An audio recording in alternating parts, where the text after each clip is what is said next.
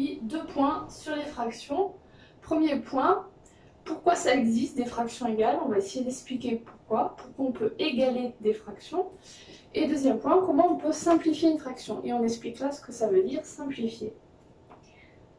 Pour les fractions égales, en 5e, en 6e, peut-être avant, vous avez peut-être constaté que parfois, certaines fractions, elles avaient l'air différentes dans la forme, mais dans le fond, elles représentent la même valeur, la même surface, elles représentent le même nombre. On prend le schéma qui suit.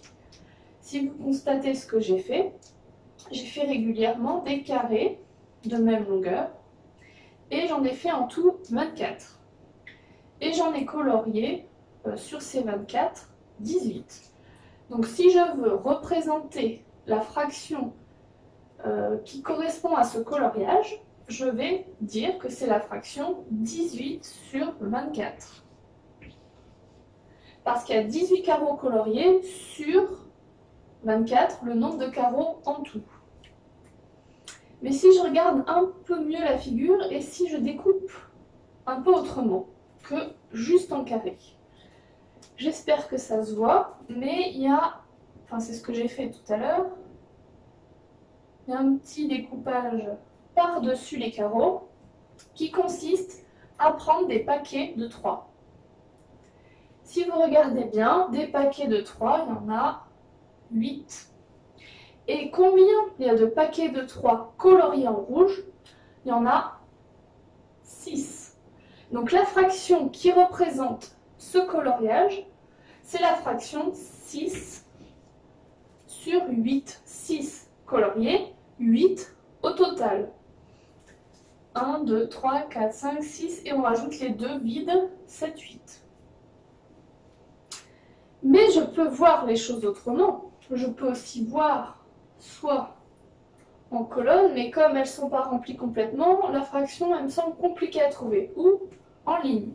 Et là, comme les 3 premières sont complétées à fond, et la dernière complètement vide, on va pouvoir dire aussi que ce coloriage correspond à 3 lignes sur 4 lignes. 3 lignes sont coloriées, et en tout, il y en a 4.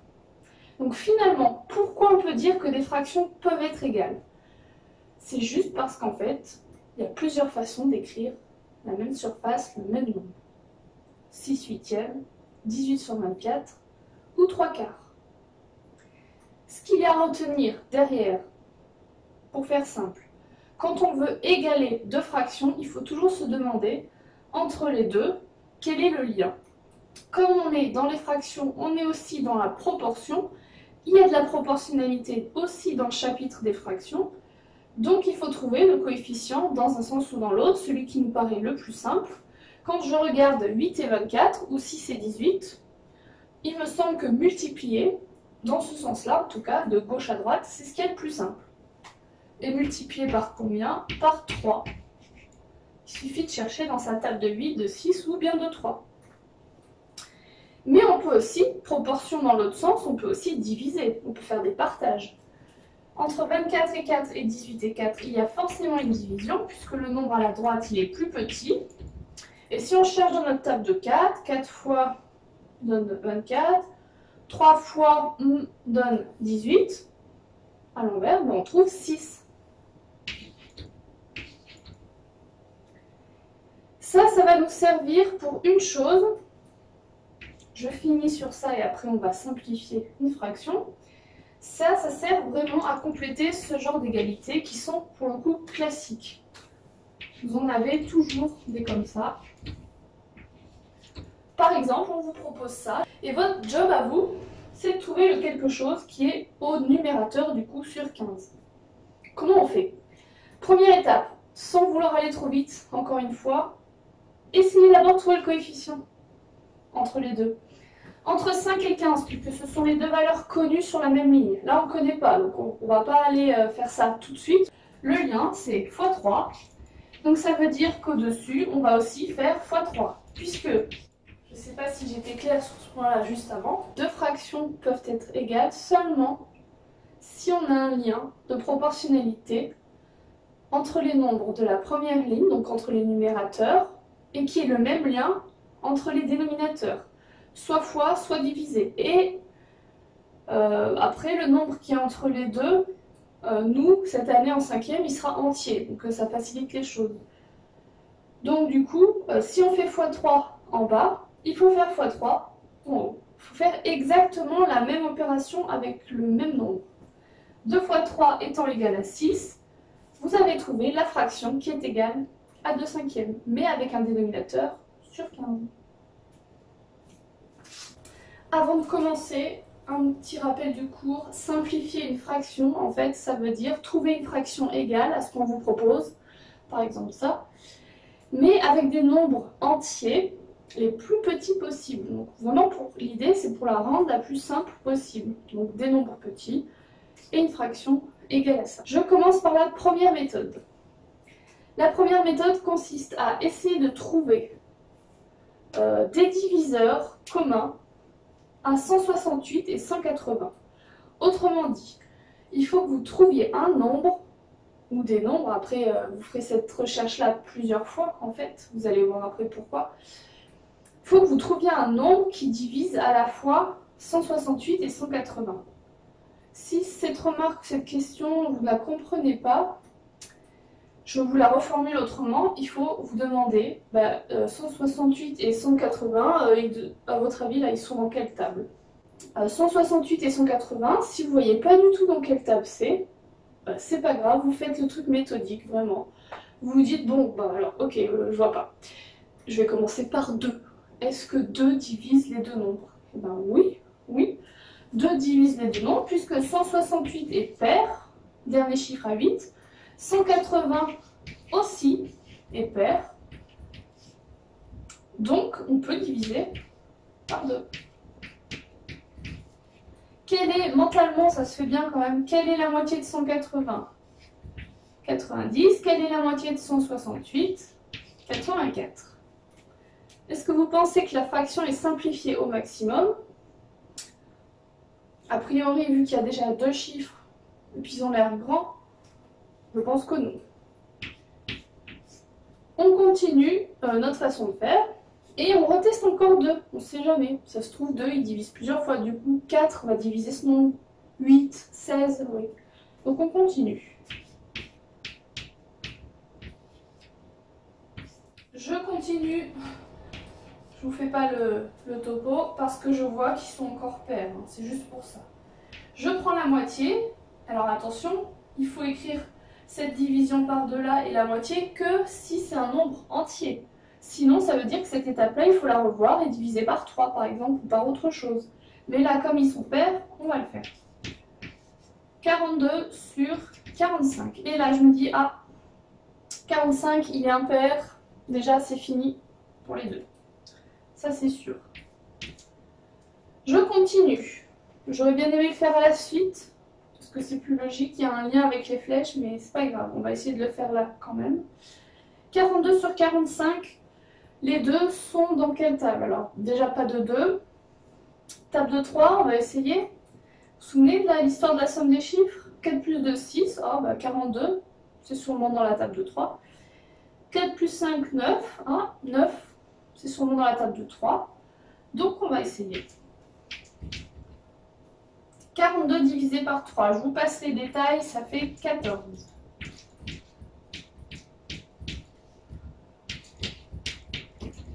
Donc ça, c'est la suite que j'aurais dû écrire là. Et 45 divisé par 3, je vous passe les détails, ça fait 15. 14 et 15, est-ce qu'on peut encore les diviser? 14, pour le coup, comme ça non plus simple, vous pouvez peut-être à la limite décomposer et chercher tous ces diviseurs. 1, 2, 7, 14. Et pour 15, 1, 3, 5 et 15. Si vous avez bien écouté, dans les deux listes que je viens de faire, il n'y en a aucun en commun, sauf 1. Donc ça veut dire que notre job là, il est terminé. On a simplifié au maximum. On ne peut pas diviser plus que ça. Donc la fraction qui est égale à 168 sur 180 et qui est simplifiée au maximum, c'est 14 sur 15. Pour la deuxième méthode, je reprends exactement la même fraction. Par contre, je vais revenir sur une décomposition qui a été vue dans le cours avant dans un autre chapitre. C'est-à-dire la décomposition au facteur premier de 168. Je vais la refaire avec vous rapidement. Vous vous souvenez, on divise par 2, on trouve la moitié, c'est-à-dire 84, on redivise par 2. Pourquoi on divise par 2? Parce que c'est divisible par 2, donc on peut le faire, sinon on ferait 3, 5, etc. 84 divisé par 2, 42. 42 divisé par 2, 21. Ah, le nombre est impair, on teste avec 3. 21 divisé par 3, 7. 7 à part dans la table de 7 et de 1, il n'y a rien d'autre. Donc on a terminé. Je rappelle que la décomposition de 168, du coup, ça va donner 2 fois 2 fois 2 fois 3 fois 7. Et juste en dessous, celle de 180, je ne vous refais pas la méthode, je vais l'écrire tout de suite.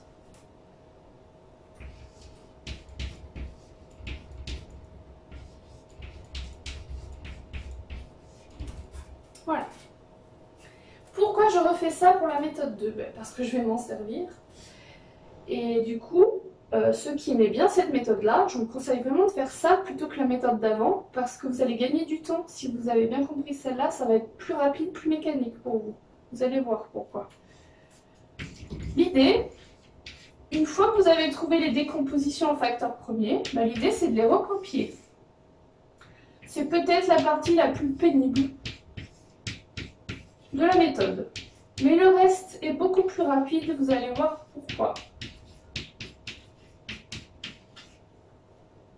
Vous prenez un stylo de couleur, pour changer, en tout cas du bleu ou du noir, et vous repérez tous les facteurs communs au numérateur et au dénominateur. Par exemple, est-ce que 2 apparaît au moins une fois en haut, une fois en bas? Oui, et bien vous allez le barrer. Sous-entendu, ça veut dire que là, derrière ce que je fais, si je barre pas de manière magique, hein, c'est pas ça, c'est sous-entendu que je divise en fait ces deux nombres, là, ces deux grands nombres, par 2. Et je rappelle que tout ça, ça reste quand même égal à 168, égal à 180. C'est pas une décomposition qui est déconnectée des deux nombres, au contraire. Je continue toujours dans mon idée de barrer des chiffres pour dire que je divise en fait, de manière détournée, hein, les deux nombres par 2.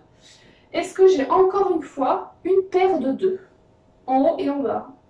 Oui. Ah, et alors, petit point, est-ce que je barre ce 2-là? Parce qu'il y a des 2 en dessous. Non, celui-là, je ne le barre pas. Pourquoi? Parce qu'il n'y a pas un troisième 2 en bas. Donc celui-là, il faut absolument le garder. En fait, il faut barrer exactement le même nombre de fois le chiffre en haut et en bas. Donc s'il y a 3 2 et 2 2, vous barrez 2 2 et vous en laissez un au-dessus. Je peux barrer aussi les 3, mais je ne barre pas celui-là pour la même raison que ce 2-là. Et 7 et 5, je ne les barre pas puisqu'ils apparaissent qu'une seule fois. Donc finalement, cette fraction, c'est comme si elle était égale, et d'ailleurs c'est pas comme si, elle est égale à 2 fois 7 sur 3 fois 5. C'est-à-dire 14, 2 fois 7 sur 15. Exactement la même fraction qu'on a trouvée tout à l'heure. Donc cette méthode, c'est pour ceux qui maîtrisent très bien la décomposition en facteur premier. Donc, du coup, franchement, avec l'aide de la calculatrice, cette méthode marche tout le temps. Et en plus, elle a l'avantage d'être rapide une fois qu'on a écrit ça, évidemment. Voilà pour les deux méthodes. J'espère que vous allez bien vous entraîner sur les fractions.